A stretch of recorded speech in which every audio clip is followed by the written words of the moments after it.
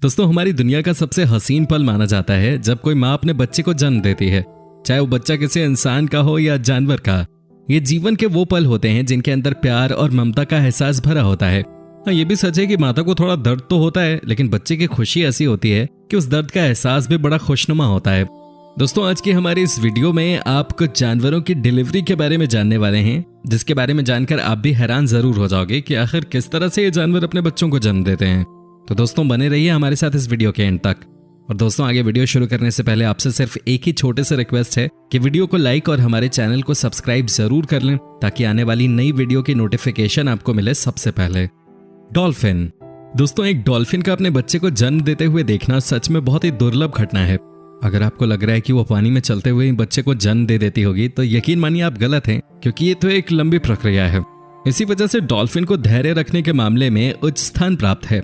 हवाई के डॉल्फिन अनुसंधान केंद्र में ये डॉल्फिन अपने बच्चे को जन्म दे रही है, और अब जरा देखिए ये कैसे खुद को कसकर मोड़ लेती है।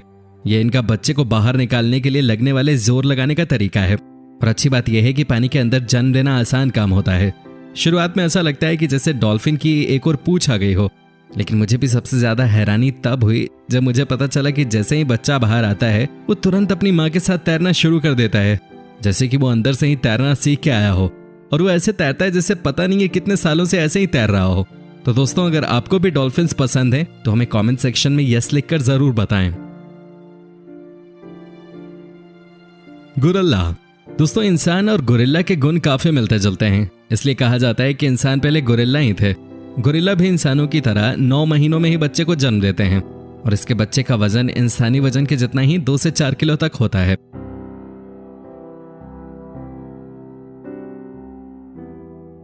जिराफ।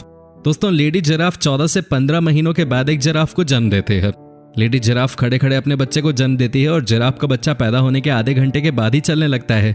और जो जिराफ का बच्चा पैदा होता है उसका वजन लगभग 50 किलो तक का होता है।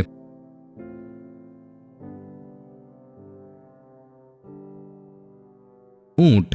दोस्तों ऊंट गर्म रेगिस्तान में 50 दिन बिना पानी पिए रह सकता है, और लेडी कैमल 360 से 400 दिनों में एक बच्चे को जन्म देती है।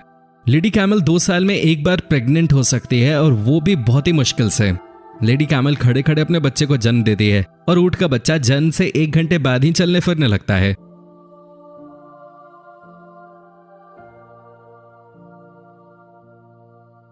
राइनो। दोस्तों एक राइनो एक बच्चे को जन्म दे रही थी। ये घटना बिल्कुल भी आम नहीं है। राइनो के गर्भ का समय पूरे 18 महीने का होता है, और ये 2.5 सालों के अंतराल के बाद ही दूसरे बच्चे को जन्म दे सकती है। यहाँ देखिए एक 20 साल की साउथ अफ्रीकन राइनो अपने तीसरे बच्चे को जन्म दे रही है। ये कमाल की फुटेज हमारे पास नहीं होती अगर उस दिन सही समय पे कैमरा वहां नहीं लगाया गया होता तो। और सच में राइनो के जन्म देने का काम बहुत तेज होता है, और हाथी के बच्चे की तरह शुरुआत में राइनो का बच्चा भी अवचेतन हालत में होता है। माता राइनो उसके पास बैठती है और जीभ से उसे सहलाती है। जन्म के समय आमतौर पर राइनो का बच्चा 45 किलो के आसपास का हो सकता है। ये इतना कमजोर होता है कि ये खुद से खड़ा भी नहीं हो सकता। इसके बाद इसकी माता इसको खड़ा करने में मदद करती है।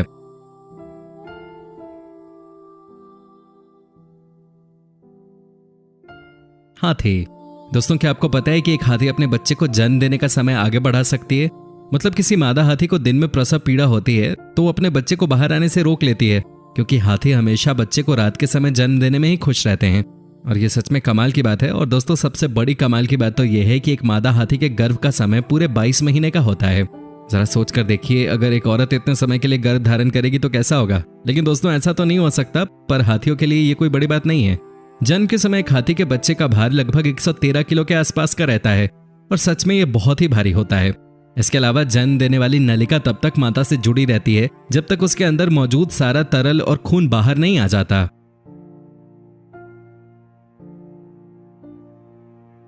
चीता। दोस्तों ये कोई आम चीता नहीं है, बल्कि इसका नाम मिलानी है, और ये मेट्रो रिकबर्न जू जो कि वर्जीनिया में बना हुआ है उसमें रहती है। ये पहली बार था जब इसने अपनी संतान को जन्म दिया। इस बात में कोई शक नहीं है कि चीता बहुत सेंसिटिव होते हैं, इसी वजह से उनके लिए जन्म देने का समय किसी सजा से कम नहीं होता। जरा देखिए इसे कई घंटे अकेले रहने के बाद उसने अपने पहले बच्चे को जन्म दिया, और अपने पहले मौके पे ही उसने 5 बच्चों को एक साथ इस दुनिया में उतारा। दोस्तों ये जो फुटेज आपने देखी है ये 19 सितंबर 2014 की है, और ये सच में कमाल का फुटेज है। टाइगर। दोस्तों टाइगर के बच्चे बहुत ही क्यूट होते हैं। लेडी टाइगर 105 दिन के अंदर अपने बच्चे को जन्म देती है।